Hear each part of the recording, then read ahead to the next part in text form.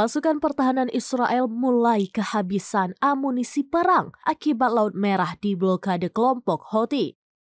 Saking terdesaknya di medan perang, tentara Zionis itu kini merengek meminta kiriman amunisi dari sekutunya Amerika Serikat. Sementara itu, IDF terpaksa menggunakan tank tua untuk perang di Gaza sembari menunggu kiriman amunisi dari sekutunya. Dilansir dari Tribunnews.com pada Senin 11 Maret 2024, kondisi tersebut diungkapkan oleh koresponden media Israel Carmela Menashe. Menashe mengungkap blokade Houthi di Laut Merah sukses membuat IDF kekurangan pasukan dan amunisi dalam gudang senjatanya. Imbas kondisi tersebut, pasukan Zionis menyampaikan keluhannya berulang kali kepada pemerintah mereka.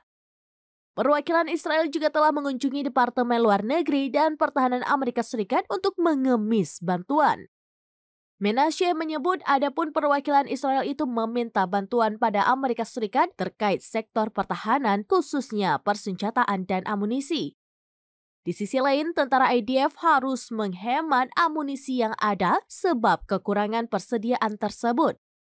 Bahkan tentara Zionis yang berada di medan tempur dikabarkan terpaksa menggunakan kendaraan lapis baja yang sudah usang akibat krisis amunisi.